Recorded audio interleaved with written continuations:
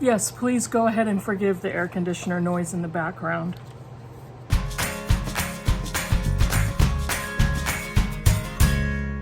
Hey Booktube, it's Kim at Middle of the Book March, and I'm coming to you today with a chat. No, it's not clickbait. There are some things that I'm irritated about on Booktube, and clickbait titles. I mean, sure, it may be clickbait, but why not? Why not put what I'm going to talk about in the title? And if it sounds controversial or, me getting ready to spout off, why not? Anyway, I'm here to talk about some things on Booktube that I've become irritated about. And it's not with me making content or videos or appearing on Booktube. But the reason I wanted to talk about this is ultimately a positive one. But there are several, I can't tell you the number of videos of creators that I have seen that have said the same things that I'm about to talk to you about, and that have bemoaned certain things about being on Booktube or about making bookish videos. So I wanted to talk about that. I, for one, am not feeling the same way, and I'm repeatedly hearing similar feelings, and I'm trying to discern and investigate where those feelings are coming from. So let me get right into it. There seems to be a feeling of pressure to be on Booktube or to make videos of a certain kind. And one of the biggest pressures that I hear a lot of creators talking about is how many books they're reading. And I've heard so many people say that they feel the pressure to read more books, to match the quantity of books that other booktubers are reading. Or they feel guilty for not reading a certain quantity of books every week or every year.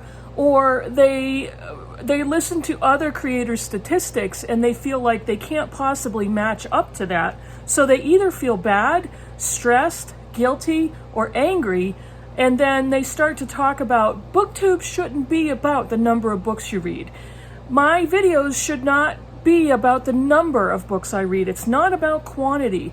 And I feel resentful for that pressure. Where's the pressure coming from? It's not coming from other booktubers. Nobody is on Booktube telling you you're not a real booktuber unless you read 200 books a year. You're not a real reader unless you read 150 books per year. Nobody is saying that. What is happening is there are other booktubers who do read a lot of books every year. You will never match the number of books that Steve Donoghue reads. So if he's a gauge as to who a successful booktuber is, he can't be the model. He is an anomaly, and in the best way. I'm not making fun of Steve, but his entire life 24/7 is devoted to reading. No other person that I know ever in my lifetime has a life like that. We all dream about it and we all fantasize about it. Those of us who are on Booktube are here because we absolutely love to read and we love books. But nowhere, no how can anybody ever read the quantity of books that Steve Donoghue reads. So remove him from the equation. So now, there are other booktubers who do read upwards and over 200 books per year. Is that the gold standard? No, absolutely not. There is no number. There's no mandatory quantity of books any one of us must read. There is no pressure from any of those booktubers who read over 200 books per year for any of us to match those statistics. There's no rule on Booktube that says you have to read 4 books per week. There's nothing that says that. So any of the pressure from creators who feel like they can't read enough or they don't read enough is self-imposed. It's self-created pressure. What do you do about that? A creator has to come on Booktube with the love of reading and the love of books. You don't come on Booktube to see how many books can I read per week? How many books can I read per year? Can I match this other Booktube creator? Can I read the same number that they read? I can't. I have so many Booktube friends that read far more than me, and I don't want to match their reading statistics. I know what I'm comfortable with, and I have personal goals, and honestly, I don't usually talk about those. Probably the first year I did, but the goals aren't important to me. And very early on, I stopped putting a number goal in my Goodreads. I was doing that for a few years, and I could feel my self-imposed pressure that I had to meet that number. And reading should not be that. Reading should not be pressure to read a certain number of books. Reading 200 books per year does not make you a gold star reader. There are so many excellent booktubers who so far this year have read 20 books. There are other readers on Booktube who haven't read 50 books in the previous years. Does that make them worse booktubers? Of course not. If you love books and you love reading and that's why you jumped onto Booktube, go you. You are awesome. And it has no bearing on if you're a great booktuber for the quantity of books you read. There are a lot of booktubers, I think, who are getting into the trap of comparing themselves to another demographic of booktuber. Booktube, for me, started in the YA realm of Booktube. There are YA booktubers with hundreds of thousands of subscribers, and YA booktubers who are reading 200 to 400 books per year. It's not physically possible for me to do that. So I have no basis to compare myself with them. Do I look at other adult booktubers and say, should I be reading the same amount? No, because our lives are completely different. Some of us are single with no children. Some of us are single with children. Some of us are married. Some of us have partners. Some of us have children and not have children. Some of us have full-time jobs. Some of us are retired. There's so many different ages and demographics and lives involved in the personal lives of booktubers. There can be no comparison. So please realize when you're feeling you can't match up, it's self-imposed and there's no rule for you to read a certain number of books per year. Now, the second thing I've noticed is booktubers who are talking about not being able to afford to buy books, or Booktube is very expensive, or they don't have a wall of books to sit in front of, like all this. Is it mandatory or necessary? No. I have my collection of books I've been collecting for years, and no one of my books have I ever paid full price for. These books right here, if you can see that, those are previous library stickers. Those books probably cost me anywhere from 50 cents to $1.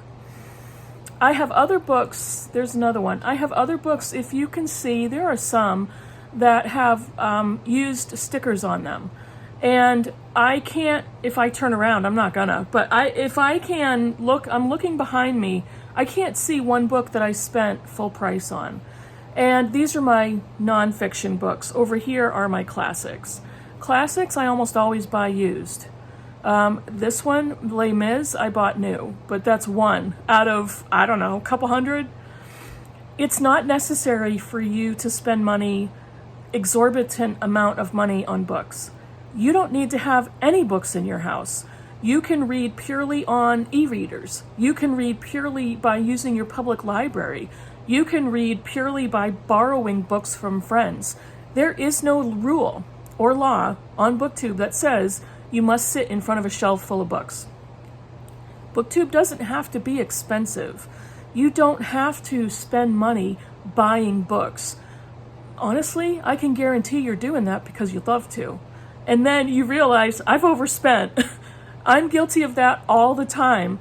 So that's when I'm noticing, you know what, I'm spending too much money because I can haul 20 books. I'm not going to read them all right away. So why am I buying them right now? I don't need to do that. So how about if I concentrate on library sales where I can spend $10 and come home with 20 books? That I can justify. But there's no rule that says I need to spend money on books. starting Booktube, the most money I've spent in order to start a channel is $50. And that was on a tripod. And I've used the same tripod for 2.5 years, broken. And I just bought a new one, which is what my phone is sitting on right now. And it's actually a selfie stick that turns into a tripod, and it cost me $25. I have bought a ring light, which I returned because I didn't like it.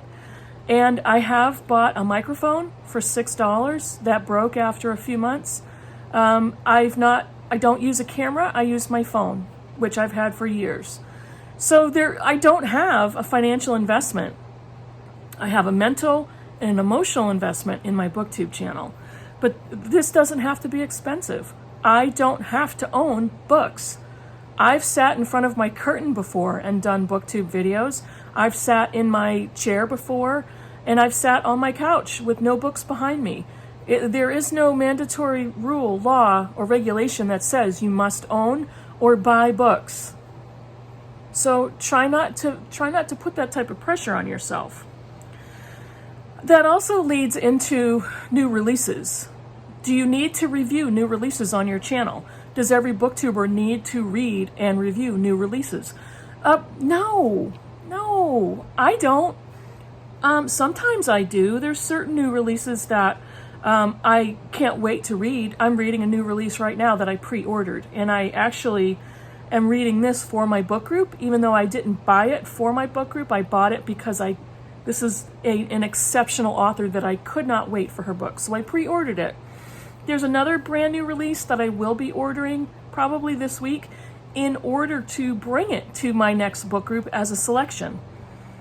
I rarely do that. Since I've joined Booktube, I have bought maybe 6 new releases, and that's in almost 3 years. And I do find new releases at bargain prices, and I only buy them if I'm truly interested in the story. I don't buy them simply because they're new releases. And I don't follow prize lists. I don't read all of the long-listed books. I don't read all of the long-listed women's prize books. I don't read them unless I'm truly interested in the story. And I've purchased many women's prize books and some Booker books at discount prices. I lied. I think the only one I did buy full price was Milkman by Anna Burns, but it's still one of my favorite books ever. So I was happy to buy the paperback for $15 and have it in my permanent collection. So there's no rule that says you have to be a booktuber who reviews new releases. So many of the booktubers I love don't read new releases, or they're like me, they read them sometimes. I love those booktubers because some of the best parts of Booktube are the varieties of books people read, are the varieties of personalities of booktubers. You can go and only buy used books that you find for $1, a couple dollars. You can read books that you only buy in thrift stores. There is no rule or reason you have to read new releases. Read to your personality and your passions. Read what you are excited about. Read only backlist. Read only classics. Read only romances. And go for it. Be you and have a blast. Do not buy a new release if you only are doing it because of the FOMO or the pressure or whatever popularity you think you want to be a part of on Booktube. It's going to come through in your videos that you're not being true to yourself. So why even be on Booktube if it's pressure-filled, if it's stressful for you? Why are you doing this? Booktube is supposed to be fun. It doesn't need to cost a lot of money. It really doesn't. I did it because of a YA booktuber. And when I first started watching Booktube, I was watching YA booktubers with hundreds of thousands of subscribers. And just like any Booktube group, there are some that I loved, some that I liked, some that I wasn't crazy about, so I didn't keep watching their channels. Some of them I thought have amazing video skills and editing and filming skills, some not so great. But honestly, there are some that, if they didn't have not so great skills, I watched them because I loved their personalities. I loved not necessarily the type of book they were reading that didn't really match up with what I enjoy, but I loved how they talked about books and how excited they were to read those books.